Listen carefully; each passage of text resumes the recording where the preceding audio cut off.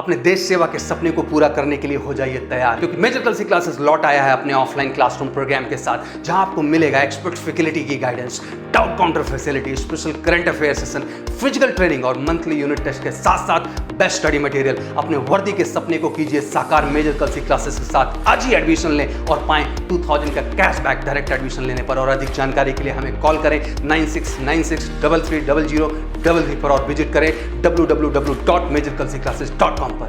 जय हिंद बच्चों, स्वागत है आपका हमारे YouTube चैनल पे। मेरा नाम है Pranjali Pandey, faculty of English from major Kalshi classes. चलिए देखते हैं हमारा आज का मॉडल पेपर। फर्स्ट क्वेश्चन, पहला क्वेश्चन है आपका सेंटेंस इम्प्रूवमेंट से। रीड द क्वेश्चन एंड आपको जो अंडरलाइन पार्ट है उसमें आपको एरर फाइंड आउट करना है, और अगर एरर नहीं है तो सिंपली राइट नो इम्प्रूवमेंट। पहला question, While you wrote I was cooking. Now, wrote word में क्या एरर है? हैड रिटन होगा, वर राइटिंग होगा, राइट होगा या फिर नो इम्प्रूवमेंट। लेट अस सी। जब हमारा सेंटेंस वाइल से स्टार्ट होता है उस केस में हम कॉन्टिन्यूअस केस का इस्तेमाल करते हैं, क्योंकि दोनों ही काम क्या होते हैं, कॉन्टिन्यूअस एक्शन में शो होने चाहिए। So when we are talking about while, we should have here while you were writing I was cooking. Got it? तो फर्स्ट का क्या हो जाएगा? फर्स्ट का B will be your correct answer. Moving forward, a number of boys are reading this novel because this is one of the most important novel of India. Now, हमारा underlined part है one of the most important novel. अगर हमारे पास distributive pronoun हो जाता है उस case में उसके बाद अगर ऑफ द लग गया है, सो हमारे पास यहाँ पे वन के बाद क्या लग गया है? Of the. सो उसके बाद जो नाउन आता है वो किस केस में आता है? वो प्लूरल केस में आता है, ना कि सिंगुलर केस में। राइट, सो यहाँ पे क्या है? Most important novel. तो यहाँ पे नॉवल ना होके क्या होना चाहिए था? नॉवेल्स होना चाहिए था। So where do we find this? B part, one of the most important novels.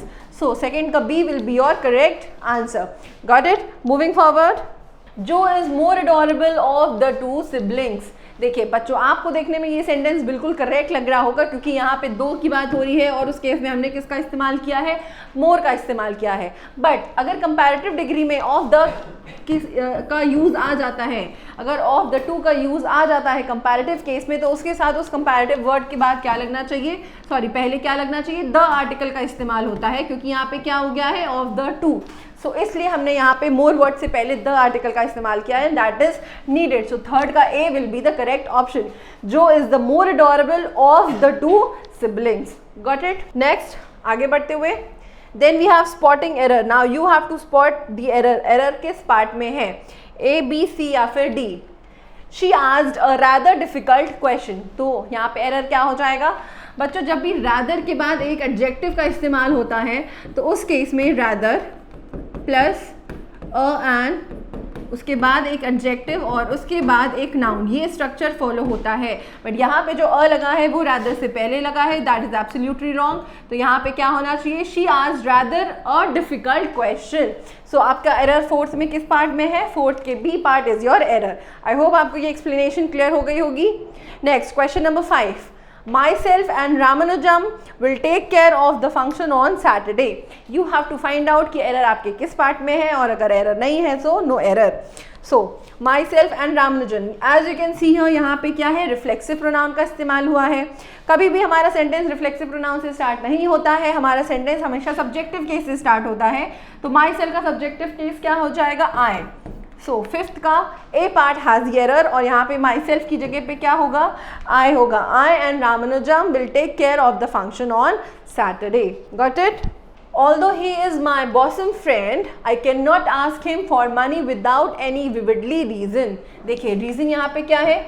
Reason यहाँ पे नाउन है, और नाउन को क्वालिफाई कौन कर सकता है? सिर्फ एक एडजेक्टिव। और यहाँ पे विविडली ना होके क्या होना चाहिए था? Vivid reason. सो सिक्स्थ के आपके सी पार्ट में क्या है? एरर है।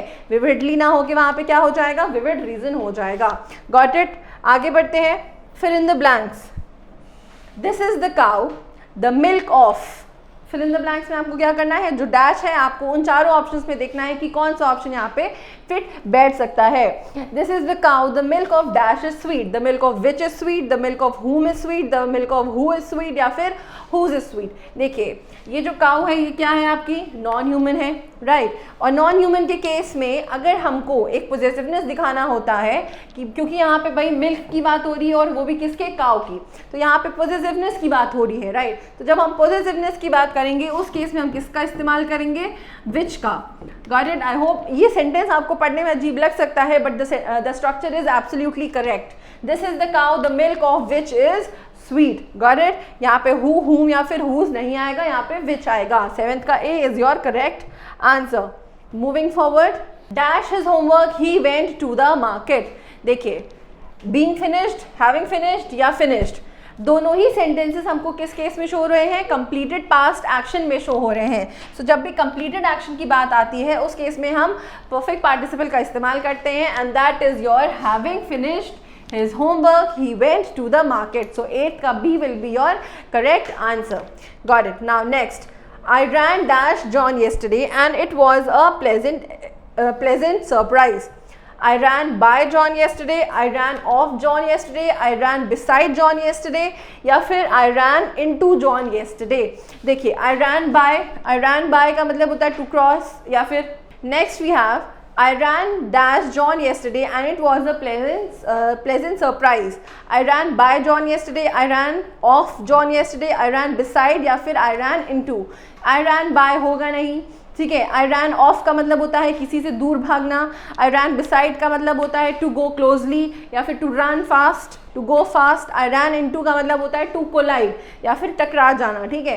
तो I ran into John yesterday by mistake, हम उससे क्या हो गए, मिले and it was a pleasant surprise. So 9th का D will be your correct option. Moving forward, then we have synonyms. Now you have to find there is a given word here और आपको उसका क्या करना है, appropriate synonym ढूंढना है। अनकूथ, अनकूथ का मतलब क्या होता है, देखिए अनकूथ का मतलब होता है जो पढ़ा लिखा ना हो, जो गंवार हो, ठीक है। तो इसका सिनोनिम या मीनिंग, सिनोनिम सिमिलर मीनिंग क्या हो जाएगा, रफ, यहाँ पे वी होगा, typist mistake, rough, uncivilised, candid या फिर प्रोटेक्ट। देखिए प्रोटेक्ट का मतलब होता है बचाना, कैंडिड का मतलब होता है क्लियर, अनसिविलाइज्ड का मतलब होता है जो पढ़ा लिखा ना हो, सिविलाइज्ड ना हो, रफ का मतलब होता है अनइवन। सो अनकूथ का सिनोनिम क्या हो जाएगा, आप अब तक तो आपको भी पता चल गया होगा। 10th का B will be your correct answer. Next, peaceful. Peaceful का मतलब क्या होता है, पीसफुल का मतलब होता है शांति। सो इसका क्या होगा, डेंजर, रिलीज, फ्यूरी या फिर ट्रंक्विल। देखिए डेंजर का मतलब होता है खतरा, रिलीज का मतलब होता है छूट जाना, फ्यूरी का मतलब होता है गुस्सा और ट्रैंक्विल का मतलब होता है शांति। सो 11th का D will be your correct option.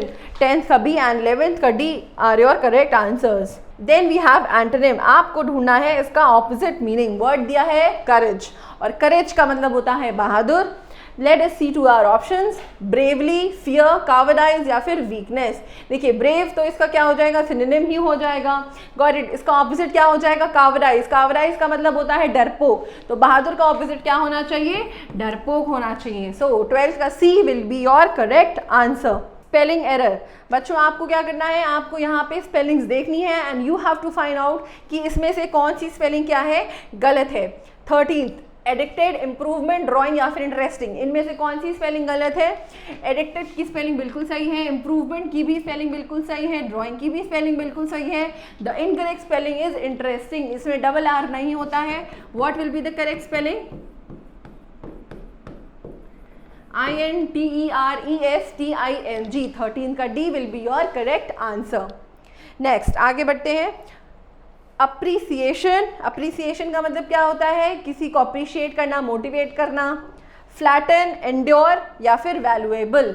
देखिए फ्लैटन की स्पेलिंग भी बिल्कुल सही है, फ्लैटन का मतलब होता है सीधा, एंड्योर का मतलब होता है to bear with something, valuable का मतलब होता है बहुमूल्य। अप्रिसिएशन की स्पेलिंग बिल्कुल गलत है, यहाँ पे एक पी नहीं होगा, यहाँ पे डबल पी होगा, APPRECIATION। So this is your correct spelling. 14th का ए आपका आंसर हो जाएगा और 13th का D will be your correct answer. Moving forward, one word substitution.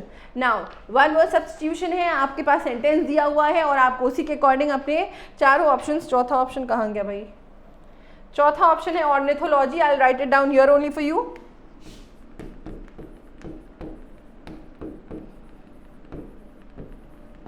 Now you have to tell me कि इन चारों में से कौन सा होगा, डर्मेटोलॉजी, इलेक्शन, ऑन्कोलॉजी या फिर ऑर्निथोलॉजी। देखिए हम पहले ऑप्शंस को डिस्कस करते हैं and then automatically you will get to know कि इसका आंसर क्या होगा। ऑर्निथोलॉजी, ऑर्निथोलॉजी क्या होती है, स्टडी ऑफ बर्ड्स को बोलते हैं।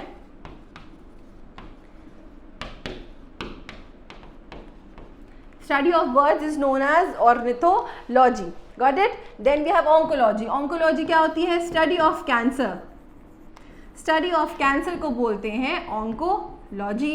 इलेक्शन, इलेक्शन सबको पता है क्या होते हैं। Then we have dermatology, dermatology क्या होती है, study of skin. So 15th का आंसर क्या हो गया, 15th का A will be your correct option, dermatology, study of skin, got it. चलिए आगे बढ़ते हैं। Next we have voice question, let him be told to do it. First of all आपको सेंटेंस को पढ़ना है और पहचानना है कि ये कौन से केस में है। सो ये अपने पैसिव केस में है, सो इट मीन्स आपको पैसिव टू किस में चेंज करना है, पैसिव टू एक्टिव में चेंज करना है, गॉट इट। नाउ यहाँ पे जो हमारा सब्जेक्ट है वो क्या है, अनआइडेंटिफाइड नहीं है। सो उस केस में हम क्या कर रहे हैं, लेट को मान लेते हैं as a subject, got it. So let him be told to do it, so what will be the correct active case, tell him about doing it, no, tell him to do it, he is told to do it, he should be told to do it। देखिए यहाँ पे हमारा क्या है, subject missing है। सो यहाँ पे 16th का B will be your correct answer, tell him to do it, got it. So 16th का B will be your correct answer. Then we have narration, narration Mohan will say, देखिए यहाँ पे क्या है, फ्यूचर केस है, और जब फ्यूचर केस या फिर प्रेजेंट केस लग जाता है उस केस में हमारे आगे का जो वर्ड, आगे का जो सेंटेंस है उसमें टेंस में चेंज नहीं किया जाता है। Mohan will say I want 2 persons to assist me, assist का मतलब होता है टू हेल्प मी या फिर to guide me. Mohan will say that he will want, यहाँ पे हमारा टेंस चेंज हो गया है, this is wrong. Mohan says that he will want 2 persons, again यहाँ पे वही बात हो गई। Mohan will say that 2 persons want to assist him, देखिए यहाँ पे मतलब हो गया कि मोहन कहेगा 2 persons को चाहिए कि वो असिस्ट करें। मतलब हमारे सेंटेंस का मीनिंग क्या है, मोहन को चाहिए कि 2 persons उसको असिस्ट करें। तो 16th भी नहीं, 2 persons टू असिस्ट हिम, हम यहाँ पे आपका फॉरवर्ड कर देते हैं।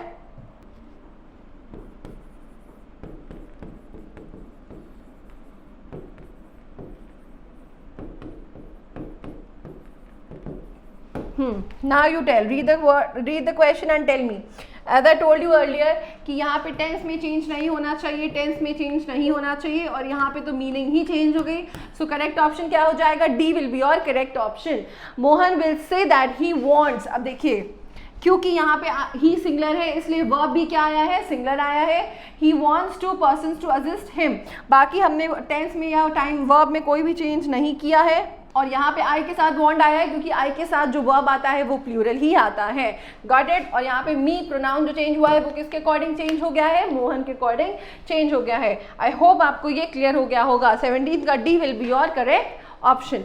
Moving forward we have the comprehension, I will pause this, आप उसका स्क्रीनशॉट या उसको पढ़ लीजिए and then we will try to do it together. Let's read the comprehension. Many of you will go out and try to get the highest paying job possible.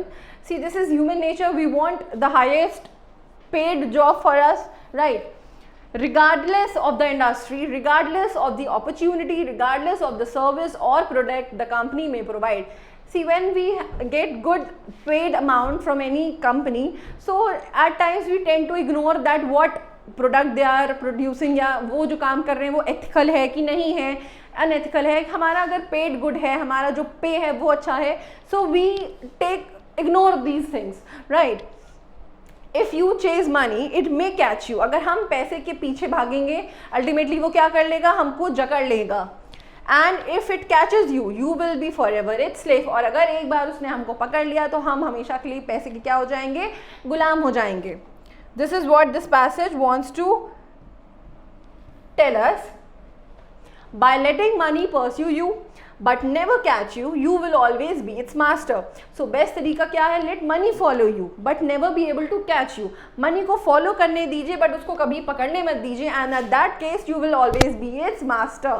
Got it? By always doing what you love doing, what you do, delivering more than you promise, you will always be underpaid, which is how it should always be. See, जब आप कोई काम को actually में करना चाहते हैं, you should do that, because बहुत टाइम्स क्या होता है कि हम लोग वो काम करने लगते हैं जहाँ पे हमको पैसे ज़्यादा मिलते हैं, irrespective of the fact we like that job और not, but we should not be doing that. हमेशा वही करना चाहिए जो हमको पसंद है करना। इट डजेंट मैटर कि वो अंडर पेड है या फिर ओवर पेड है, वैसे अंडर पेड ही होगा अगर आप अपने मन का काम कर रहे हैं, which is how it should always be. और यही हमेशा क्या होना चाहिए। If you are paid more than you are worth, you may be restructured. और अगर आपको पे किया जा रहा है more than your worth it is, तो फिर आपको क्या किया जाएगा, आपका रीस्ट्रक्चर्ड किया जाएगा, मतलब आपको पुनर्गठन होगा, you will be reengineered, आपको रीडिज़ाइन किया जाएगा, मीन्स आपको ऐसा मोटिवेट किया जाएगा that company wants you to do. Got it. आपका खुद का जो अस्तित्व है वो क्या हो जाएगा, वो डिमिनिश हो जाएगा, गायब हो जाएगा, replaced, declared obsolete or disposed of. Overpaid people are overdrawn in their knowledge bank account. People who are underpaid for the level and quality of the service they provide are always in demand. Their services are always in demand and always ahead of the money in their knowledge and contribution.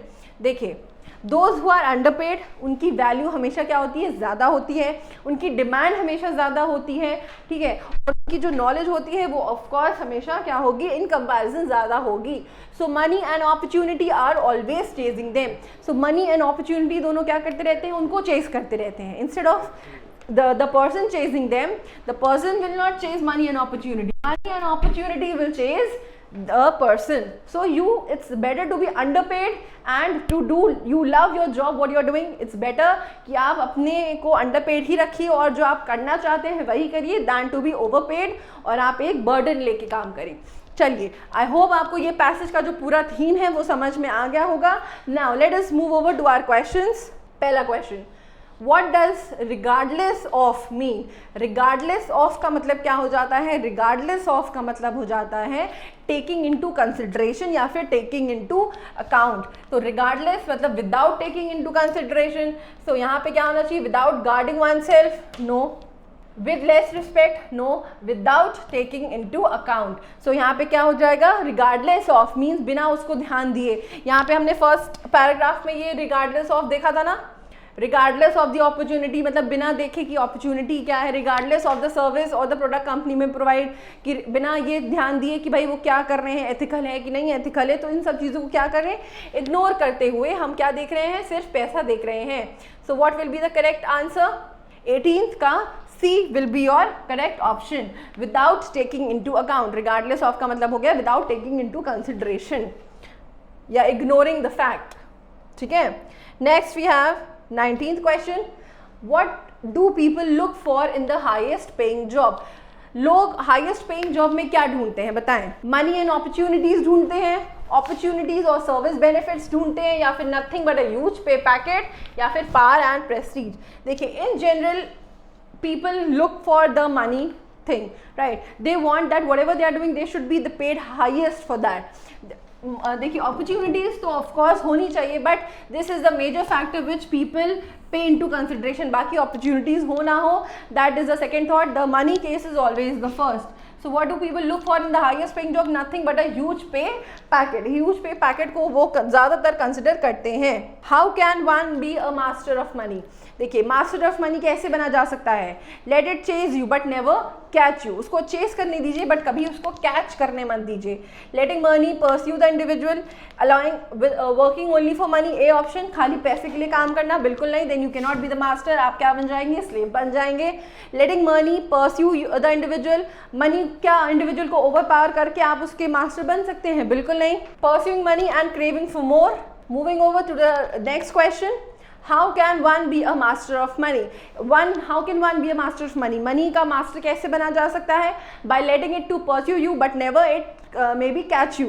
देखिए, आप उसको pursue करने दीजिए, follow करने दीजिए, but never allow it to catch you. आप उसको catch करने मत दीजिए। So let us look to our options. अपने ऑप्शंस की तरफ देखते हैं। A option, working only for money, सिर्फ पैसे के लिए काम करके, बिल्कुल नहीं, we'll be the slave instead of master, हम लोग स्लेव बन जाएंगे।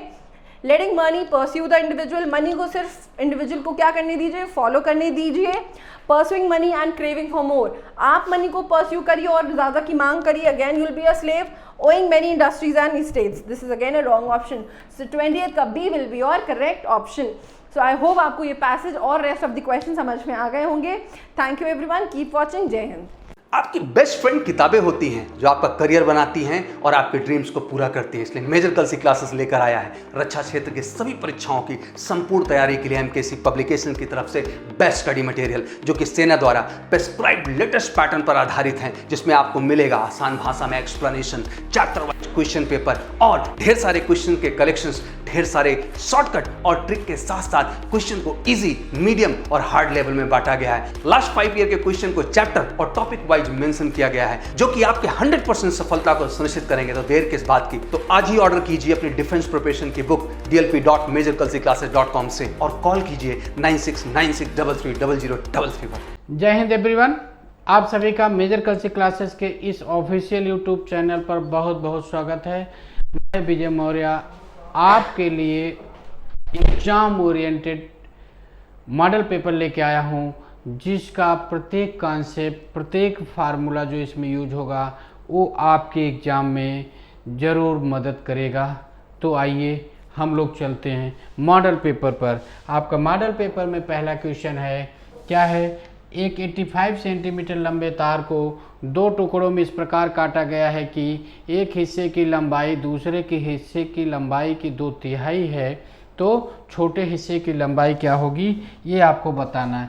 देखिए आपके पास क्वेश्चन जो है, क्वेश्चन के अकॉर्डिंग अगर आप बात करते हैं तो सपोज करिए कि यही 85 सेंटीमीटर का आप क्या है, एक लॉन्ग वायर है। क्लियर हो गया। ये 2 टुकड़ों में बांटा गया है। एक टुकड़े को अगर हमने x मान लिया तो दूसरा टुकड़ा जो है इसका क्या है, 2/3 x है, 2/3 है। ये बात क्लियर हो गया। अब यहाँ से बात अगर मैं करता हूँ बेटा, देखो तो इन दोनों का सम क्या हो जाना चाहिए, 85 हो जाना चाहिए। यानी x + 2/3 x अगर हम करते हैं तो यही आपका 85 हो जाएगा। 3 2 + 5 हो जाएगा। 5x = 85 इंटू आप 3 करेंगे। x = की बात अगर आप करेंगे तो 85 इंटू 3/5 किए, ये आपका क्या हो गया, ये आपका 17 हो गया, ये आपका 51 आ गया। x की वैल्यू 51 आ गई। तो आपसे पूछा गया है छोटे हिस्से की लंबाई क्या होगी। छोटे हिस्से की लंबाई क्या हो जाएगी, 2/3x हो जाएगी। 2/3x बराबर जब आप निकालेंगे 2 हो गया अपान 3 हो गया, ये क्या हुआ, 51 हो गया। यहाँ से इसको कैंसिल करेंगे, 17 होगा। 17 2 जा 34 होता है, ये 34 सेंटीमीटर हो जाएगा। यानी ऑप्शन सी आपका राइट होगा। चलिए इसके बाद अगर मैं बात करता हूँ इसी क्वेश्चन के किसी दूसरे मेथड से भी आप कर सकते हैं। देखो क्या है, क्या कह रहा है, 2/3 है। यानी पहला अगर ये 1 यूनिट था, दूसरा 2/3 हो गया। 3 2 कितना हो जाएगा बेटा, 5 हो जाएगा। यानी 5 यूनिट की वैल्यू यही आपका 85 होता है बेटा। 1 यूनिट की वैल्यू जब आप निकालेंगे तो 85/5 होगा। इसी को आप 17 कह सकते हैं। और छोटा हिस्सा इसमें एक 2 है, एक बड़ा क्या है, 3 है। तो 2 यूनिट बराबर जब आप निकालोगे तो इसको 2 इंटू आप 17 भी कर सकते हो। इस टाइप से भी आप आंसर निकाल सकते हैं। Option C right. ठीक है, आइए अगले क्वेश्चन चलते हैं। आपका अगला क्वेश्चन नंबर आपके सामने है, क्वेश्चन नंबर 2। क्वेश्चन नंबर 2 देखिए बेटा, ये क्या सा क्वेश्चन है, इसको आपका क्यूब रूट और स्क्वायर रूट से रिलेटेड क्वेश्चन है। यहाँ पर आप देख रहे हैं क्या है, 0.64 है। 0.64 का आपको क्यूब रूट फाइंड करना है। आप जानते हैं 0.64 का क्यूब रूट जो मिलता है बेटा 0.4 होता है। ठीक है, और इसकी बात करते हैं बेटा, ये 1.21 है और 1.1 का स्क्वायर रूट फाइंड करना है, जिसकी वैल्यू होती है 1.1। दोनों को ऐड कर देंगे आप तो 1.5 हो जाएगा। ऑप्शन सी आपका क्या होगा, राइट हो जाएगा। ठीक है, आइए अगले क्वेश्चन पे आते हैं। आपका नेक्स्ट क्वेश्चन आपके सामने है, क्वेश्चन नंबर 3। क्वेश्चन नंबर 3 की जब आप बात करते हैं तो देखिए क्या करना है। एक ऐसा क्वेश्चन बेटा जो अप्रोक्सीमेशन से किया जाएगा। यानी क्या होगा जरा सोचिए। यहाँ पर देखो बेटा, क्यूब रूट ऑफ ए है तो ए की वैल्यू आपसे पूछी जा रही है, जिसके इक्वल इतनी वैल्यू दी गई है। तो यहाँ से ज़रा देखो बेटा, ये क्यूब रूट ऑफ 26 है। अगर क्यूब रूट ऑफ 26 की जगह हम इसको 27 कर देते तो 27 कर देंगे तो आपको पता है कि इसका क्यूब क्या मिल जाएगा बेटा, 3 मिल जाएगा। क्या मिल जाएगा, 3 मिल जाएगा। फिर यहाँ देखिए बेटा, यहाँ पर क्यूब रूट ऑफ 7 दिया है। अगर इस क्यूब रूट ऑफ 7 को अगर हम क्यूब रूट ऑफ 8 मान लेते तो ये क्या हो जाएगा बेटा, यहाँ से आपको 2 मिल जाएगा। यहाँ से जब अगर हम बात करते बेटा, ये क्या है, ये क्यूब रूट ऑफ 63 है। इसको अगर हम करते बेटा, इस 63 की जगह अगर हम 64 कर देते तो इसका क्यूब रूट आपको 4 मिल जाता। इन दोनों को जब हम लोग सॉल्व करेंगे बेटा, 3 2 5 4 क्या मिलेगा, ये आपको 9 मिल जाएगा।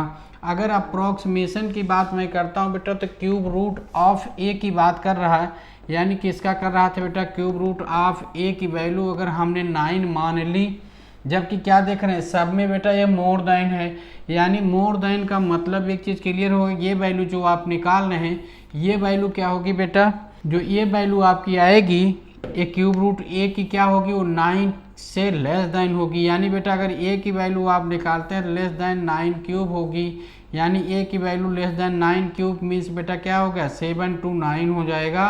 यानी इस टाइप से इस क्वेश्चन का सही सोल्यूशन क्या होगा, ऑप्शन ए होगा। आइए अगले क्वेश्चन की बात करते हैं बेटा। क्वेश्चन नंबर जब हम 4 की बात करते हैं, 4 में देखो क्या बेटा, एक व्यक्ति के पास लोहे की 3 छड़ हैं जिनकी लंबाई बेटा 10 मीटर, 15 मीटर और 20 मीटर है। कितनी है, एक रॉड की लंबाई बेटा आपकी ये 10 मीटर है, दूसरी की 15 मीटर है और तीसरी की 20 मीटर है। आपसे पूछ रहा है समान लंबाई की कितनी छड़ें काटी जा सकती हैं। तो इसके लिए बेटा देखो पहला काम आपका है 10, 15, 20 यानी 10, 15, 20 का आप निकाल देते हैं एचसीएफ, और जब एचसीएफ आप निकाल देंगे तो एचसीएफ इसका आएगा आपको कितना, 5। अब 5 से बेटा हम इसको डिवाइड करते हैं सभी को, यानी सभी को डिवाइड करने का मतलब बेटा 10 वाला जो पीस है अगर 5 सेंटीमीटर का काटेंगे तो इसमें 2 पीस कटेगी, यानी 5 से डिवाइड किया तो ये आपका 2 हो गया। और 3 वाला यानी जो 15 है बेटा, इसको जब आप 5 से कटेंगे तो कितनी पीस कटेगी, 3, यानी कहने का मतलब ये कट गया बेटा। फिर अगर कितना हो गया, 20 है, 20 को 5 से काटेंगे बेटा 4 हो जाएगी, यानी बेटा देखो 1 2 3 ये हो गया ना। देखो बेटा कुल कितनी पीस आपकी तैयार हुई, तो यहाँ से पीस जो मिलती है बेटा ये 2 मिला पहले से, दूसरे से 3 मिला, चौथे से कितना मिला, 4 मिला। ये हो गया कितना बेटा, 4 3 7 2 9 पीस आपको मिलेगी बेटा। कितनी मिल जाएगी, 9 पीस। यानी इसका जो करेक्ट आंसर होगा बेटा, अगर आंसर की बात हम करते हैं तो ऑप्शन सी आपका राइट हो जाएगा। ठीक, आइए अगले क्वेश्चन पे चलते हैं बेटा।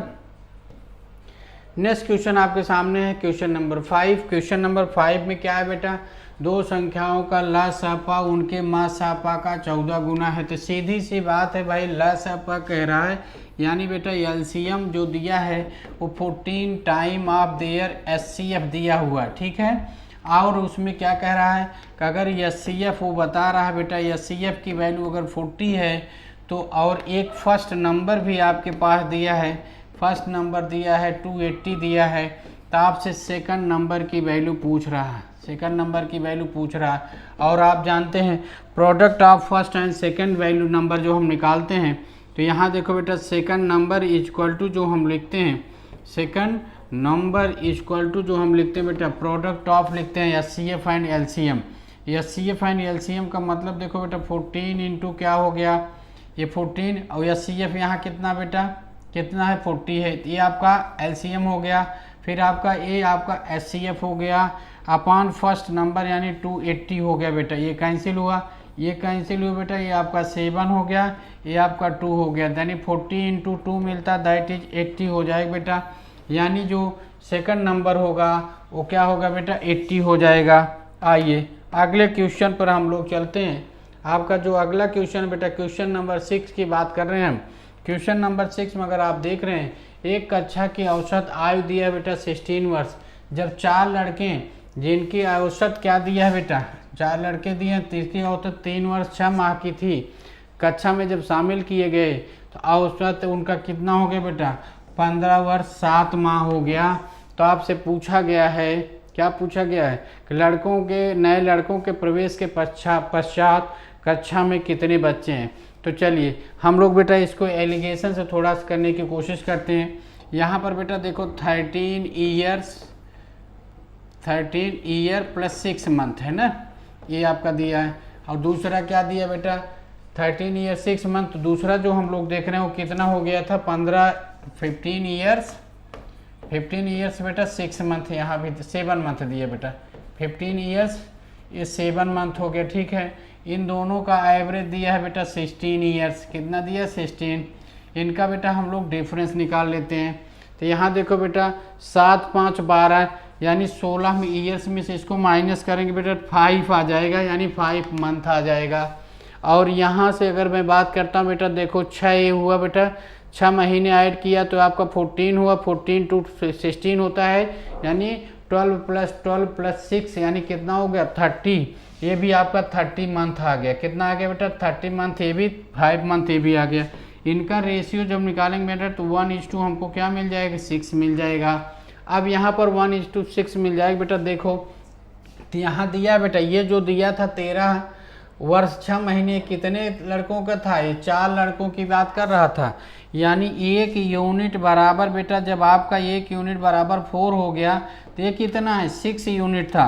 तो 6 यूनिट बराबर जब आप निकालेंगे बेटा तो क्या हो जाएगा 6 × 4 कितना हो गया 24 हो जाएगा। क्या हो जाएगा बेटा 24 हो जाएगा।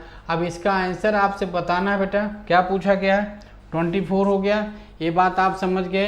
तो चलिए ऑप्शन क्या होगा बेटा, ऑप्शन ए इज राइट हो जाएगा। इस टाइप से हम बेटा ऐसे क्वेश्चन को सॉल्व करते हैं, ठीक है। चलिए हम लोग अब अगले क्वेश्चन की बात करते हैं।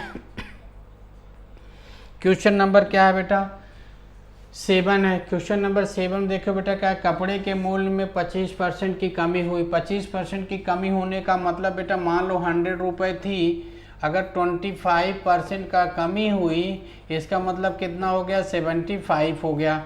और फिर बिक्री की बेटा 20% बढ़ जाती है, यानी 20% बढ़ जाने का मतलब 120% हो गया बेटा।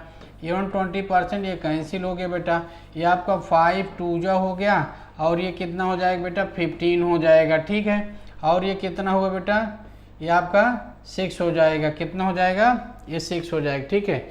यहाँ देखो बेटा 5 × 5 हुआ, 2 आया, 5 × 5 15 छक्के कितना आ गया बेटा 90 आ गया। अगर 90 आ गया, 90% करंट में आ गया तो पहले कितना था बेटा 100 से कहाँ पहुँचे 90 का मतलब कितना कमी आई बेटा 10% की।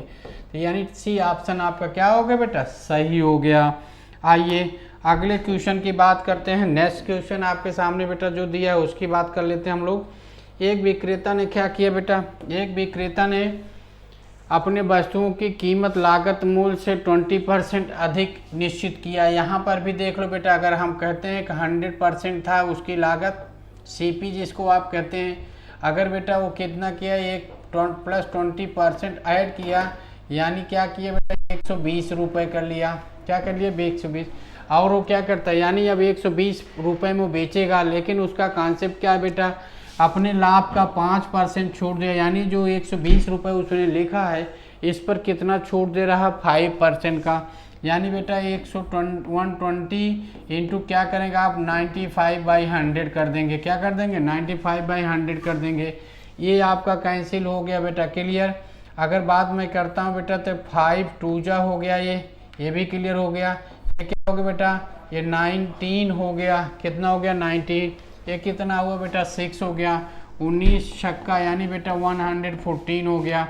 अब आप देखो बेटा इसका डिफरेंस कितना आया 100 था, 100 से कितना हो गया 114 हो गया।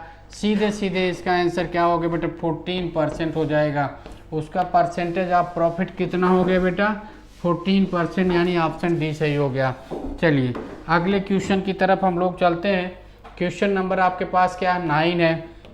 9 की बात हम क्या कर रहे हैं बेटा, ए और बी को दिया है बेटा, ए और ए का काम दिया है कितना बेटा, ए का काम दिया है 9 डेज में, ठीक है। और बी के विषय में क्या कह रहा है, बी के विषय में कह रहा है बेटा वो क्या कर रहा है ए से 50% अधिक दक्ष है।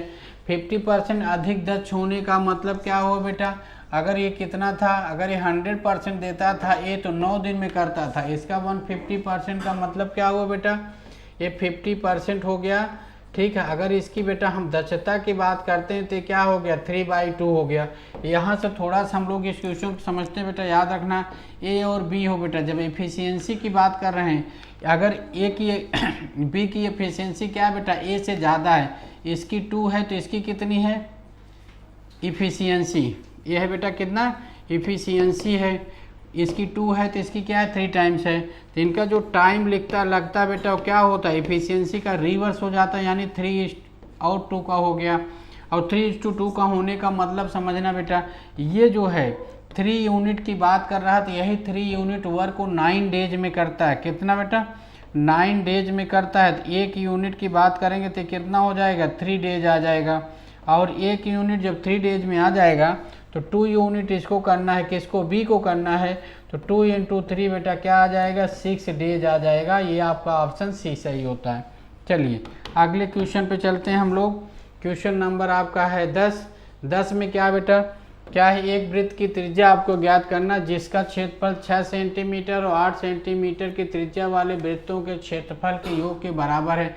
इन द सेंस क्या हुआ बेटा, देखो ये आपका ये सर्किल है जिसकी रेडियस है 6 सेंटीमीटर, एक दूसरा सर्कल आपके पास है जिसकी रेडियस है आपका 8 सेंटीमीटर है। ठीक है, इन दोनों के क्षेत्रफल के योग के बराबर एक बनाया गया है, क्या दूसरा सर्किल बनाया गया है, और इसी का बेटा आपसे रेडियस r पूछा गया है। यानी कहने का मतलब इस सर्किल की जो एरिया होती है बेटा πr² होती है। इसका जब आप लिखेंगे πr की वैल्यू यहाँ पर 6 सेंटीमीटर का होल स्क्वायर है, यहाँ पर लिखेंगे बेटा इसका तो पाई और 8 सेंटीमीटर का होल स्क्वायर है। ये आपका कैंसिल हो जाएगा बेटा, r² बराबर आप जानते हैं 100 हो जाएगा, तो r की वैल्यू क्या आ जाएगी 10 सेंटीमीटर। यानी जो न्यू सर्किल आपका क्रिएट होगा उसकी रेडियस हो जाएगी 10 सेंटीमीटर। ठीक है बेटा, तो इस टाइप से आज के मॉडल पेपर में इतना ही। हम लोग जल्द ही मिलते हैं अगले मॉडल पेपर पे, तब तक के लिए जय हिंद। वो कहते हैं कि बैटल ग्राउंड में वार वही जीतता है जो सही स्ट्रैटेजी से फाइट करता है। ठीक वैसे ही एग्जाम वही क्रैक करता है जो एक्यूरेट प्लानिंग के साथ प्रिपरेशन करता है। तो 15 साल के वास्ट एक्सपीरियंस के आधार पे हमने डिजाइन किया है फौज के एग्जाम को क्रैक करने का एक किलर प्लान, जिसके माध्यम से आप घर बैठे सिक्योर कर सकते हैं सेना के किसी भी एग्जाम में मैक्सिमम मार्क्स। तो एमकेसी के ऑनलाइन कोर्स में आपको मिलेगा recorded lecture 24/7, teaching plan, chapter wise e notes, daily live classes, daily assignment, study material, interactive classes, doubt counter, daily quiz, online test, 1-to-1 guidance, exam oriented tips और daily current affair. 4.8 के Google Play Store की rating के साथ defence aspirant की पहली पसंद। So what you are waiting for, अभी download कीजिए एमकेसी लर्निंग ऐप अपने गूगल प्ले स्टोर से और बुक कीजिए अपनी फ्री डेमो क्लास। हेलो बच्चों, आप सभी का स्वागत है एमकेसी के ऑनलाइन प्लेटफॉर्म पे। बच्चों यहाँ आज लाए हैं हम एयरफोर्स के वाई ग्रुप के लिए रीजनिंग का मॉडल पेपर। 10 क्वेश्चंस हैं, बहुत ही बेहतरीन क्वेश्चन है बच्चों। एक आइडिया लगेगा कि हमारे एग्जाम में कैसे क्वेश्चंस आते हैं यदि आप इस पूरे मॉडल पेपर को वॉच करते हैं। तो बच्चों कहीं ना कहीं क्वेश्चन का सिलेक्शन बहुत ही बेहतरीन है। आप पूरे वीडियो पे बने रहिए और साथ ही साथ पेन और कॉपी लेके बैठ जाइए और देखिए आप इन 10 क्वेश्चनों में कितने क्वेश्चनों का सही जवाब दे पाते हैं, और फिर आप उसे कमेंट बॉक्स में लिखिएगा। तो ठीक है बच्चों, चलते हैं हम लोग अभी क्वेश्चन की तरफ। जैसा कि आप सभी के सामने पहला क्वेश्चन है कोइन डिकोडिंग का। बच्चों यहाँ पर हमें एक वर्ड दिया गया है नाइस, और इसका कोड हमें दिया गया है 14935। ठीक है बच्चों, वैसे ही सिमिलरली आगे हमें पूछा गया है 6920 का कोड क्या होगा। तो बच्चों हमें यहाँ देखना है नाइस को आपने किस तरीके से यहाँ पर 14, 9 और 3 और 5 लिखा है। तो हम सभी को पता है कि n का जो प्लेस वैल्यू होता है बच्चों 14 होता है। सिमिलरली बच्चों अगर आगे बात करेंगे i के प्लेस वैल्यू का, तो i का प्लेस वैल्यू 9 होता है। वैसे c की बात करेंगे तो इसका प्लेस वैल्यू 3 होता है और e का प्लेस वैल्यू बच्चों 5 होता है। इट मीन्स बच्चों अगर इस क्वेश्चन को आपको सॉल्व करना है तो आपको कोइन डिकोडिंग के लिए यानी इस चैप्टर को और इस पर्टिकुलर क्वेश्चन को सॉल्व करने के लिए आपको इंग्लिश अल्फ़ाबेट का प्लेस वैल्यू याद होना चाहिए। सभी जितने भी हमारे अल्फ़ाबेट हैं सबका प्लेस वैल्यू अच्छे से याद होना चाहिए, तो क्वेश्चन को आप बहुत कम टाइम में कर पाएंगे। जैसे यहाँ देखो 6 का बच्चों नंबर होता है f होता है, i का 9 होता है और 20 बिकॉज बच्चों पता है 2 और 0 लिखा है, तो 0 तो किसी का प्लेस वैल्यू होता नहीं है, इसलिए बच्चों कंप्लीट 20 ले लेना है और 20 का मतलब t होता है। और इस तरीके से हमारा वर्ड बनेगा फिट, जो कि बच्चों डी ऑप्शन में है और ये हमारा आंसर हो गया। तो प्यारे बच्चों इस तरीके से इस क्वेश्चन को हमें सॉल्व कर लेना था। अभी हम चलेंगे अपने दूसरे प्रश्न की तरफ और देखते हैं दूसरा क्वेश्चन क्या है। बच्चों यहाँ पर दूसरे क्वेश्चन में है निम्नलिखित शब्दों में से कौन सा शब्द शब्दकोश में पहले आएगा। और बच्चों आपको बता दें क्वेश्चन तो बहुत आसान है, लेकिन जितने भी हमारे एग्जाम्स होते हैं, स्पेशली हम वाई ग्रुप की बात करें तो ऐसे क्वेश्चन हमारे वाई ग्रुप में ज़रूर आ जाते हैं, एक आध क्वेश्चन आपके एग्जाम में श्योर आ जाते हैं। तो बच्चों इस क्वेश्चन को हम फास्ट कैसे करेंगे, बिकॉज यहाँ हमें चाहिए कि पहले कौन सा शब्द आएगा। ठीक है बच्चों, तो देखो सारे शब्द जो है बच्चों CA तो सब में है, CAN सब में है, तो CAN सब में आप कट कर दीजिए, जो भी नंबर तीनों में कॉमन है उस नंबर को आप कट कर दीजिए। अब बच्चों यहाँ पर O आया और यहाँ पर E, यहाँ पर D, यहाँ पर D, तो हमें पता है बच्चों O तो सबसे लास्ट में आएगा, E भी लास्ट में आएगा। इन दोनों में से कोई भी एक वर्ड पहला हो सकता है। अब इन दोनों में जो कॉमन वर्ड मिल गया D मिल गया, तो D भी दोनों में हटा दीजिए। आगे बच्चों बात करेंगे, यहाँ यल मिलेगा और यहाँ आई, तो पहले आई आता है बच्चों, ना कि यल आता है, और इसलिए हमारा आंसर कैंडिडेट हो जाएगा, जो कि हमें चाहिए था पहला शब्दकोश में पहला शब्द कौन आएगा, तो कैंडिडेट हमारा आंसर हो जाएगा। आई होप कि क्वेश्चन समझ में आ गया होगा, और ये भी समझ में आ गया होगा बच्चों कि क्वेश्चन को करना कैसे है, किस तरीके से करना है कि चीज़ों को हम टाइम में कर पाए। प्यारे बच्चों, अगर इस क्वेश्चन की बात करेंगे तो ये हमारा है नंबर सीरीज का, बहुत ही बेहतरीन क्वेश्चन होते हैं, और ये सारे क्वेश्चंस अगर इनकी बात करें तो इनका जितना अभ्यास करो बच्चों उतना कम है, क्योंकि नंबर सीरीज से क्वेश्चंस आपके एग्जाम में फंस सकते हैं अगर आपने इन पे अच्छे से अभ्यास नहीं कर रखा है। तो देखो बच्चों क्या हो रहा है यहाँ पर, जैसे 6 का 13 लिखा है बच्चों, अगर आप 6 का 2 में मल्टीप्लाई करेंगे, 2 टाइम्स करेंगे और इसमें 1 ऐड करेंगे, तो बच्चों हमें क्या मिल जाएगा, 13 मिल जाएगा। ठीक है, सिमिलरली बच्चों अगर हम 13 में 2 का मल्टीप्लाई करेंगे 26 आएगा, और 26 में हम 2 प्लस करेंगे तो यहाँ पर बच्चों 28 आ जाएगा। 28 का बच्चों 2 टाइम्स मल्टीप्लाई करेंगे, 28 दूना 56 होता है, और 56 में बच्चों 3 प्लस करेंगे तो 59 आ जाएगा। बच्चों जैसे सम में आप मल्टीप्लाई 2 से कर रहे हैं, 59 में भी 2 से मल्टीप्लाई करना पड़ेगा, और 108 हो जाएगा बच्चों, 2 9 18 और 2 पंचे 10 1 11, यहाँ पर बच्चों 111 हो जाएगा। क्या हो जाएगा, 111 हो जाएगा, इसका 2 टाइम्स मल्टीप्लाई करेंगे और यहाँ पर 4 प्लस कर देंगे तो हम लोग का 122 इसका आंसर हो जाएगा। तो बच्चों इस तरीके से हमें किस ऑप्शन में दिया गया है, यहाँ पर सी ऑप्शन हमारा 122 है और ये हमारा आंसर हो जाएगा। आई होप कि क्वेश्चन समझ में आ गया होगा बच्चों। तो चलते हैं अभी अपने अगले प्रश्न की तरफ। चौथा क्वेश्चन है बच्चों, यहाँ पर लिखा है बीच का जो संबंध रेत से है। आप सभी को पता है बीच मतलब बच्चों क्या होता है, समुद्र के किनारे वाला जो हिस्सा होता है उसे हम लोग बीच कहते हैं, और वहाँ पर होता भी रेत है। तो बच्चों यहाँ पर लिखा भी वही है, बीच का जो संबंध रेत से है वही समुद्र का संबंध किससे है। बच्चों अगर बीच पे रेत होता है तो समुद्र में क्या होता है, समुद्र में सिर्फ पानी पानी होता है, जहाँ भी आप देखेंगे आपको सिर्फ पानी ही दिखता रहता है। तो बच्चों इसका आंसर क्या हो जाएगा, पानी। इट मीन्स बच्चों वाटर इसका आंसर हो जाएगा। अभी चलेंगे हम अपने अगले प्रश्न की तरफ। बच्चों एक क्वेश्चन जो है यहाँ पर ओड 1 हमें फाइंड आउट करना है, यानी इनमें से कोई एक ऐसा है चारों ऑप्शनों में जो सबसे डिफरेंट है, जो डिफरेंट है वही हमारा आंसर है, तो उसको हमें ढूंढना है। जैसे दिया गया है बच्चों, निर्देश, सलाह, परामर्श, सुझाव। बच्चों आप किसी को सलाह देते हैं, उसके ऊपर डिपेंड होता है वो माने या ना माने। आप किसी को परामर्श देते हैं, परामर्श और सलाह एक तरह का सिमिलर वर्ड हो गया। आप परामर्श देते हैं या सलाह देते हैं या सुझाव देते हैं, ये तीनों चीज़ें क्या हो गई, एक दूसरे से संबंधित है। आप किसी को सलाह दे दें, सुझाव दे दें या परामर्श दे दें, अभी उसके ऊपर डिपेंड करता है वो इंसान आपकी बात को मान रहा है कि नहीं मान रहा है। लेकिन निर्देश का मतलब बच्चों आपने उसे कह दिया ऐसा करना है तो उसको ऐसा करना ही होगा, क्योंकि आपने उसे निर्देश दिया है, वो निर्देश दिया गया है कि इस चीज़ को ऐसे ही करना है। इंस्ट्रक्शन है किसी भी पर्टिकुलर चीज़ का, वो इंस्ट्रक्शन है, तो उसका जो इंस्ट्रक्शन होगा उसके अकॉर्डिंग ही हमें उस वर्क को करना पड़ेगा। तो बच्चों निर्देश का मतलब हमें फॉलो करना पड़ेगा, लेकिन ये डिपेंड नहीं करता आप फॉलो करो या ना करो, आपको ऐसा बोला जाता है, आपको परामर्श, सुझाव या सलाह दिया जाता है। तो ठीक बच्चों, निर्देश यहाँ पर क्या हो गया, इनसे अलग हो गया, और ये तीनों वर्ड क्या हो गए, सिमिलर हो गए। तो इस तरीके से हमारा आंसर क्या हो गया, ए ऑप्शन हो गया। चलते हैं अभी अपने अगले प्रश्न की तरफ। बच्चों ब्लड रिलेशन का क्वेश्चन है, यहाँ पर कह रहा है ए सी का पिता है। ठीक है बच्चों, ए क्या है, सी का पिता है, ए जो है सी का पिता है, और डी जो है बच्चों बी का बेटा है। ठीक है, डी क्या है, बी का बेटा है। ए बच्चों बोला कि सी का पिता है, ए जो है सी का पिता है, और डी जो है बी का बेटा है। ई ए का भाई है, ई किसका भाई है बच्चों? ए का। ई जो है ए का भाई है। जैसा कह रहा है क्वेश्चन में बस करते जाइए, आंसर तो अपने आप आ जाएगा बच्चों। ई ए का भाई है, अच्छी बात है। सी डी की बहन है। सी कौन है बच्चों? डी की बहन है।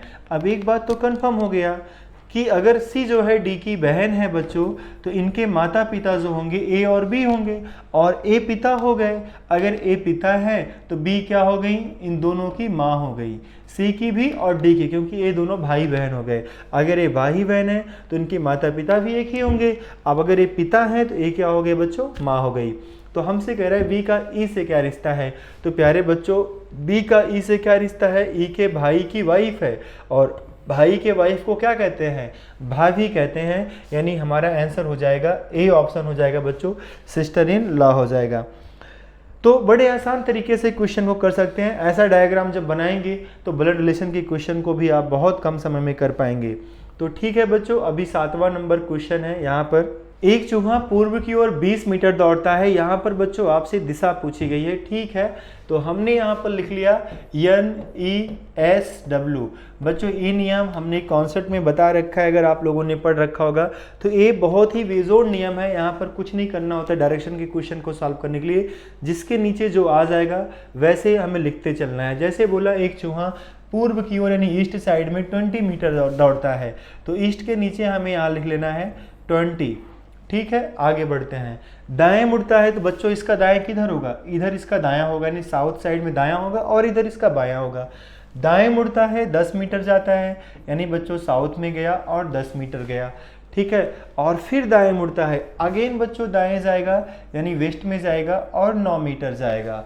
और फिर बाएं मुड़ता है 5 मीटर, तो बाएं मतलब बच्चों अगेन वो साउथ में आ गया 5 मीटर, और तब फिर बाएं मुड़ता है और 12 मीटर।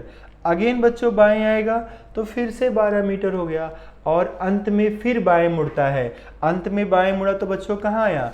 यहाँ आ गया। अब चूहा के सामने कौन सी दिशा है? तो बच्चों चूहे के सामने, चूहा कहाँ पर एंड हो रहा है? यहाँ पर नॉर्थ में। तो चूहे के सामने की जो दिशा होगी बच्चों नॉर्थ होगी। यहाँ पर आपसे 2 क्वेश्चन पूछता है। अगर आपसे पूछता है चूहे की सामने की दिशा कौन सी होगी, तब तो आप जहाँ पर लास्ट में आते हैं बच्चों वही आपका आंसर होता है। लेकिन यदि आपसे पूछता कि प्रारंभिक स्थान से चूहा अब किस दिशा में है, प्रारंभिक स्थान से चूहा अब किस दिशा में है, तो बच्चों इस क्वेश्चन को हमें आगे भी सॉल्व करना पड़ता। इसका आगे का सिस्टम था, इनको ऐड कर देना था, इनको ऐड कर देना था, इसको ऐसे लिखना था बच्चों, जिससे जो नंबर कट जाए।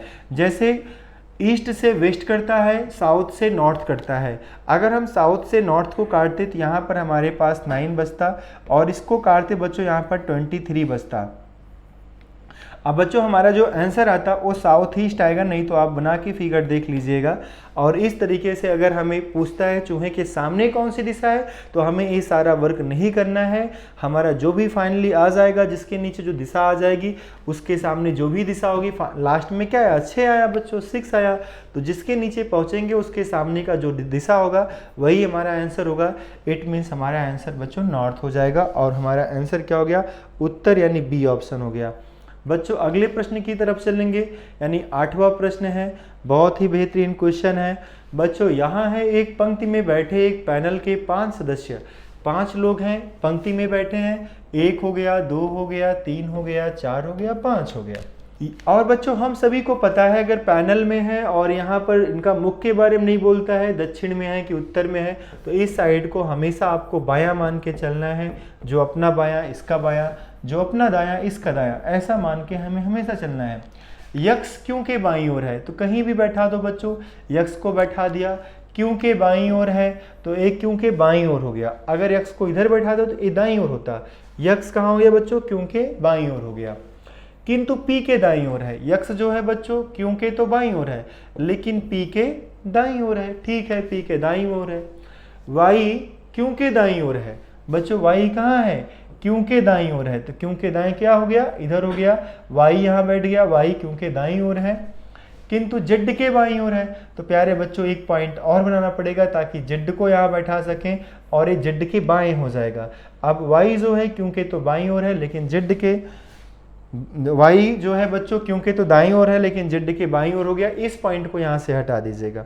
देखो बच्चों सवाल क्या था पंक्ति में यक्स जो है क्यों के बाईं ओर है, यक्स क्यों के बाईं ओर है, किंतु पी के दाईं ओर है। ओके, वाई क्यों के दाईं ओर है, वाई बच्चों क्यों के दाईं ओर है, किंतु जेड के बाईं ओर है, तो जेड के बाईं ओर। छोरों पे कौन है, तो बच्चों छोरों पे पी है और कौन है, जेड है। तो हमारा आंसर क्या हो जाएगा, पी जेड। पी जेड किस ऑप्शन में है बच्चों, बी ऑप्शन में है, और ये हमारा आंसर है। बच्चों जैसा कहता है सिर्फ वैसा करते जाइए, कहीं कोई प्रॉब्लम नहीं आएगी।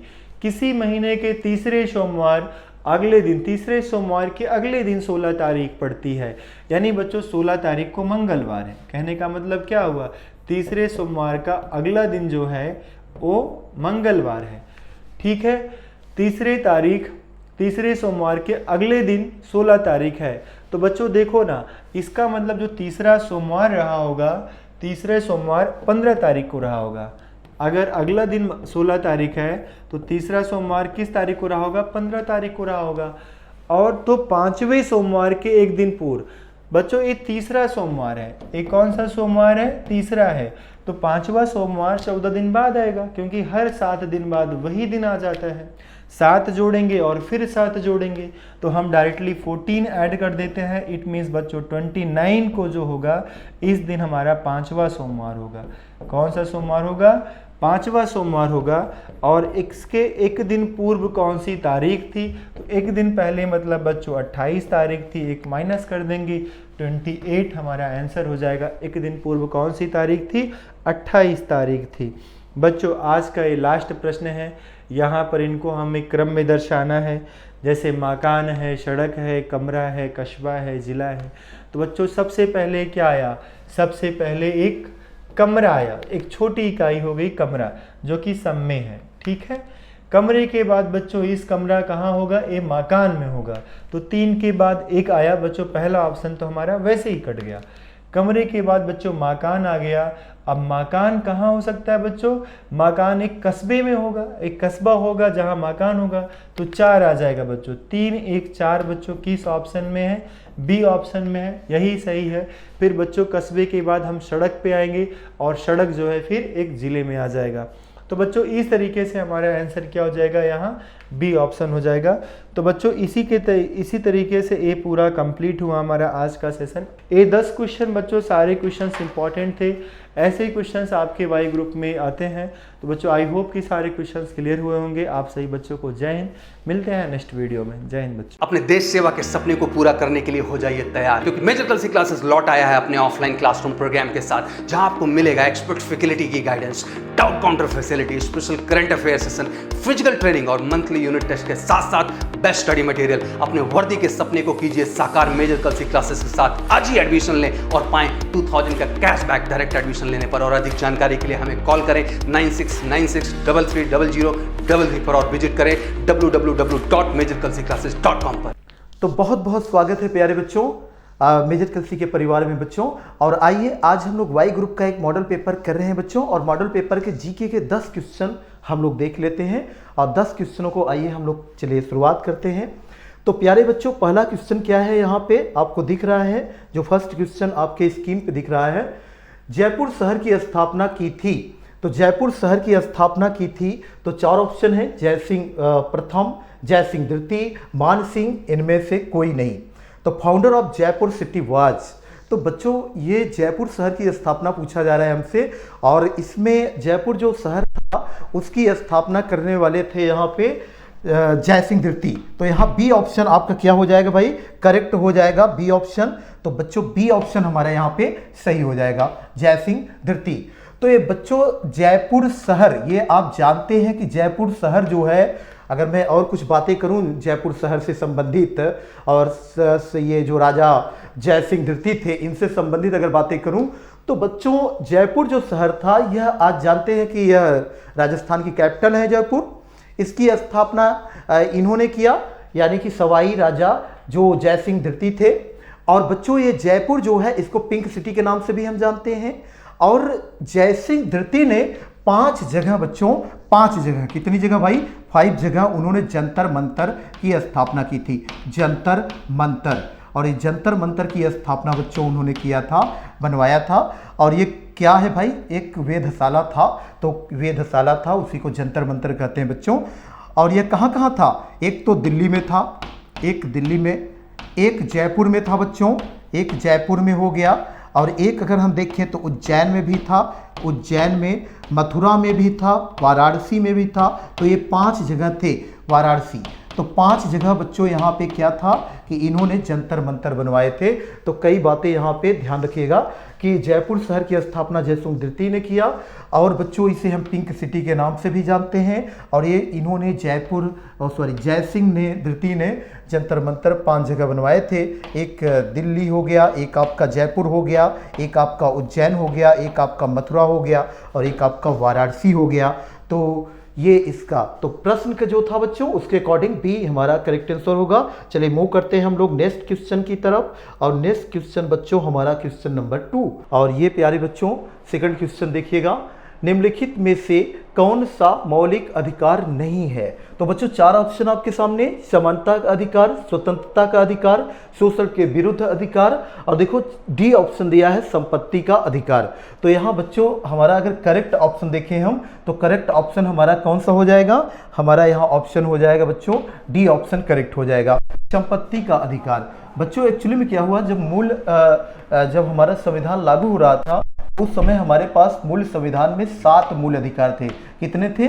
7। लेकिन हुआ क्या बच्चों कि 44वां संविधान संशोधन आपने किया, और यह 44वां संविधान संशोधन 1978 में आपने किया, 1978 में किया, और 7 मूल अधिकार की जगह पे बच्चों फिर क्या हुआ, एक मूल अधिकार कम कर दिया गया, और वह एक मूल अधिकार यही संपत्ति का मूल अधिकार कम किया गया, और इसको यहाँ से हटा करके यानी मूल अधिकार की श्रेणी से हटा करके इसको आपने कहाँ रख दिया, इसको आपने विधिक अधिकार बना दिया, विधिक अधिकार, और अनुच्छेद विधिक अधिकार, और विधिक अधिकार बना करके बच्चों अनुच्छेद 300 क में आपने इसे रख दिया। तो इस तरह से बच्चों ये हमारा जो प्रश्न पूछा गया है उसके अकॉर्डिंग डी ऑप्शन हमारा करेक्ट होगा। जल्दी से आप इस क्वेश्चन का आंसर करने की कोशिश करिएगा, क्योंकि पूछा गया है, देखो क्या, न्यूयॉर्क किस नदी के किनारे बसा है।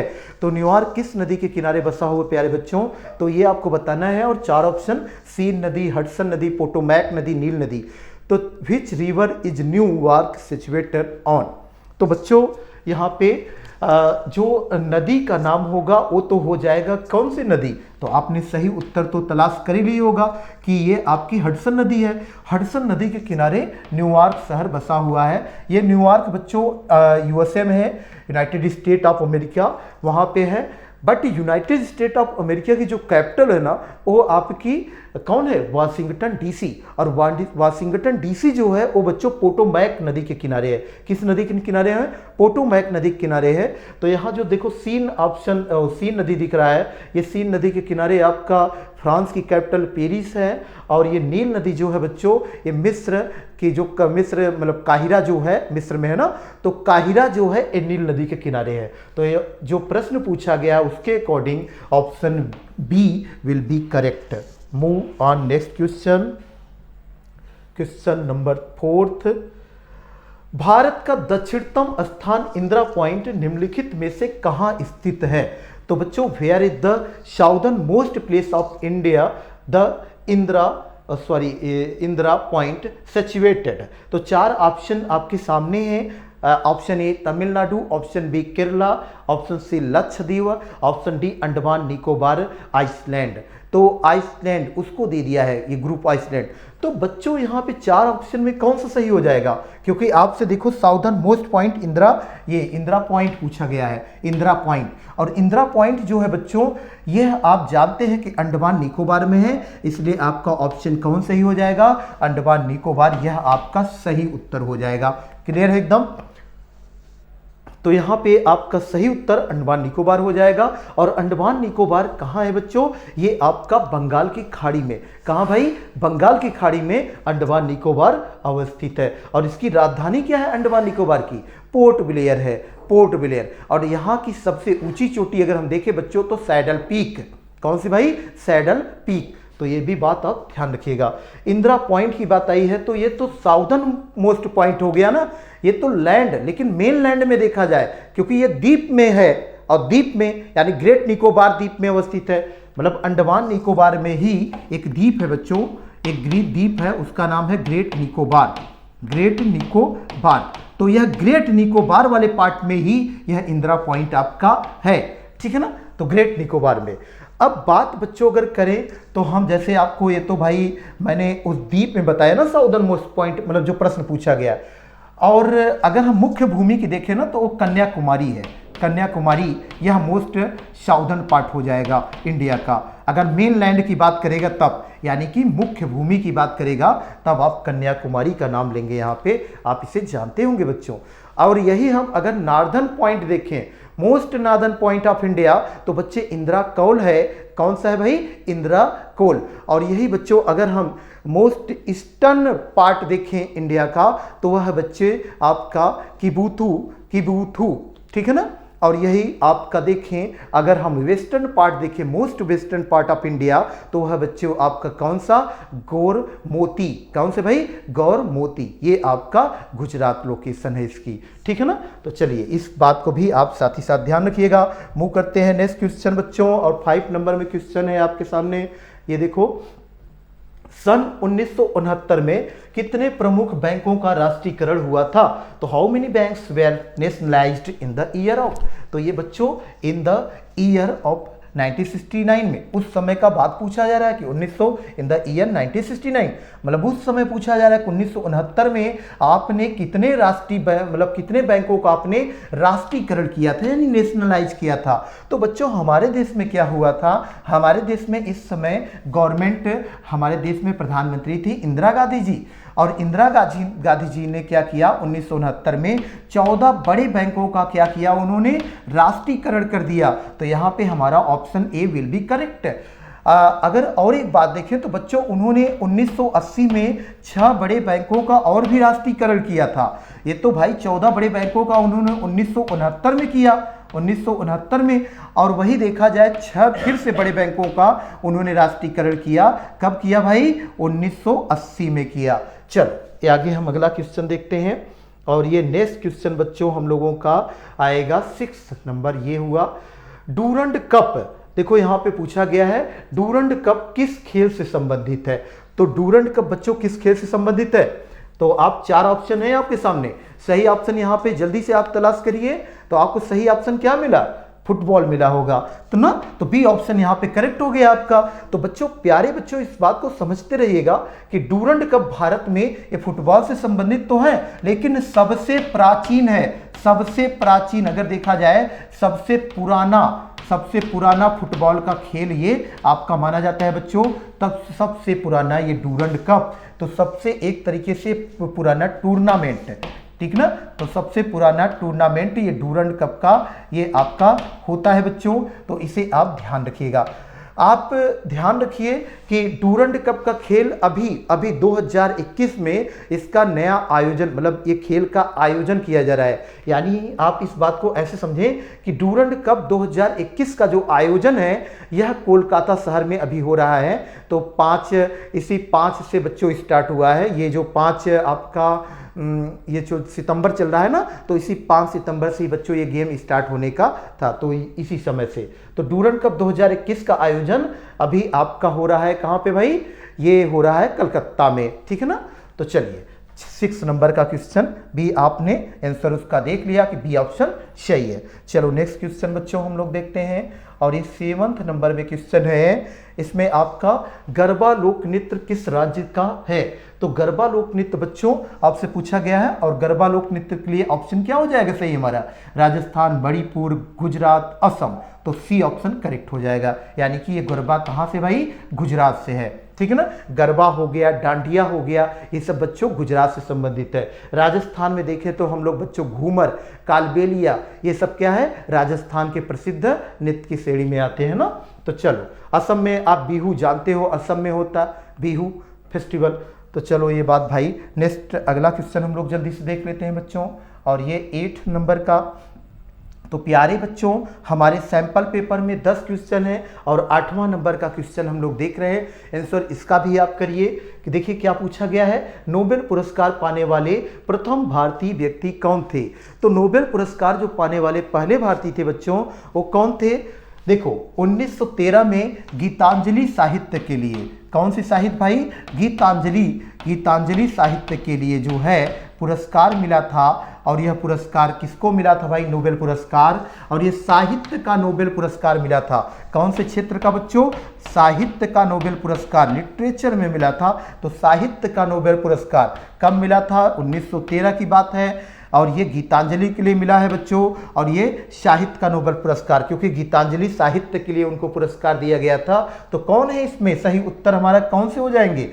तो देखिए, मदर टेरेसा, रविन्द्रनाथ टैगोर, सुभाष चंद्र बोस, बंकिम चंद्र चटर्जी। तो बी ऑप्शन हमारा करेक्ट हो जाएगा बच्चे, रविन्द्रनाथ टैगोर। तो रविन्द्रनाथ टैगोर, बल्कि बच्चों हम देखें अगर ना, तो ये भारतीय ही, पहले भारतीय नहीं बल्कि पहले एशियाई भी व्यक्ति हैं कि एशिया में पहली बार इनको पुरस्कार ये आपको दिया गया, मतलब साहित्य के लिए पुरस्कार इनको मिला हुआ था। ठीक है ना? तो पहले एशियाई व्यक्ति भी हैं बच्चों ये आपके रविन्द्रनाथ टैगोर, जिनको यह अवार्ड मिला। तो इस बात को भी ध्यान रखिएगा। चलो बच्चों, आगे क्वेश्चन हम देख लेते हैं। और ये 8 के बाद आपका 9th नंबर पे, और ये 9th नंबर पे प्यारे बच्चों ये जो क्वेश्चन आपको दिख रहा है, यह संयुक्त राष्ट्र में महिला प्रवक्ता के रूप में किसे नियुक्त किया गया है? तो बच्चे अभी देखो, ये संयुक्त राष्ट्र में क्या हुआ ना, संयुक्त राष्ट्र में महिला प्रवक्ता के लिए जो है यहाँ पे नियुक्त किया गया है जोया अग्रवाल को। किसको नियुक्त किया गया भाई? जोया अग्रवाल को नियुक्त किया गया है। तो यहाँ ऑप्शन ए आपका सही हो जाएगा। इस बात को ध्यान रखिएगा।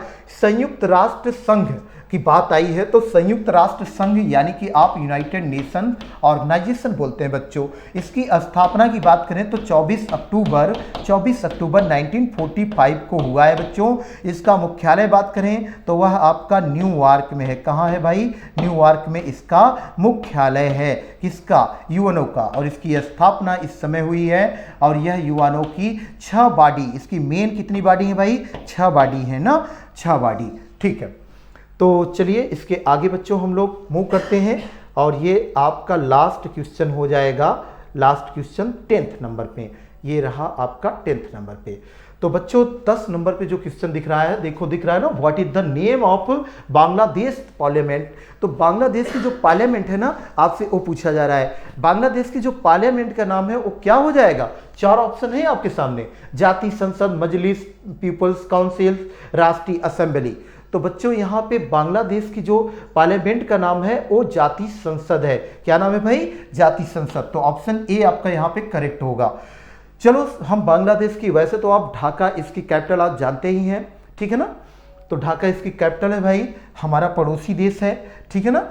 आगे हम बात करें तो देखो बच्चे, ये जो संसद है ना, कई देशों की संसद की बात अगर करें, जैसे देखो यहाँ पे हम बात करें अगर इंडिया की, तो आप देखते हैं संसद कहते हैं, पार्लियामेंट कहते हैं। इंग्लैंड में उसको पार्लियामेंट कहते हैं, उस संसद का नाम पार्लियामेंट। और अगर यही हम यूएसए का देखें तो यूएसए में उसको पार्लियामेंट को हम लोग कांग्रेस कहते हैं, कांग्रेस कहते हैं। और आप देखें नेशनल असेंबली यानी राष्ट्रीय सभा, अगर देखें बच्चों तो राष्ट्रीय असेंबली मीन्स सभा भी ना, तो राष्ट्रीय सभा भी अगर लिखकर आप दे दिया जाए या नेशनल असेंबली करके लिख दिया जाए तो यह नेपाल की है। किसकी है भाई? नेपाल की है, ठीक है ना, नेपाल। मजलिस ये आपका जो मालदीव है, इन सब की बच्चों संसद का नाम है ये मजलिस। तो इस तरह से कई संसद का भी नाम हमने आपको बताया। तो प्यारे बच्चों, हमारे सैंपल पेपर में आपने 10 क्वेश्चन देखा और ये 10 क्वेश्चन आपके लिए बहुत ही काफ़ी, मैं आशा करता हूँ कि काफ़ी आपके लिए लाभदायक होंगे। तो शानदार रहे होंगे बच्चे, एकदम ज़बरदस्त रहे होंगे। तो थैंक यू, जय हिंद। ऐसे ही हम मिलते रहेंगे मॉडल पेपर के साथ बच्चों। तब तक के लिए जय हिंद, थैंक यू। आपकी बेस्ट फ्रेंड किताबें होती हैं जो आपका करियर बनाती हैं और आपके ड्रीम्स को पूरा करती हैं। इसलिए मेजर कलसी क्लासेस लेकर आया है रक्षा क्षेत्र के सभी परीक्षाओं की संपूर्ण तैयारी के लिए एमकेसी पब्लिकेशन की तरफ से बेस्ट स्टडी मटेरियल, जो कि सेना द्वारा प्रेस्क्राइब्ड लेटेस्ट पैटर्न पर आधारित हैं, जिसमें आपको मिलेगा आसान भाषा में explanation, chapter wise question paper और ढेर सारे क्वेश्चन के कलेक्शंस, ढेर सारे शॉर्टकट और ट्रिक के साथ साथ क्वेश्चन को इजी, मीडियम और हार्ड लेवल में बांटा गया है। लास्ट 5 ईयर के क्वेश्चन को चैप्टर और टॉपिक वाइज मेंशन किया गया है, जो कि आपके 100% सफलता को सुनिश्चित करेंगे। तो देर किस बात की, तो आज ही ऑर्डर कीजिए अपनी डिफेंस प्रिपरेशन की बुक dlp.majorkalsiclasses.com से और कॉल कीजिए 9696330033 पर।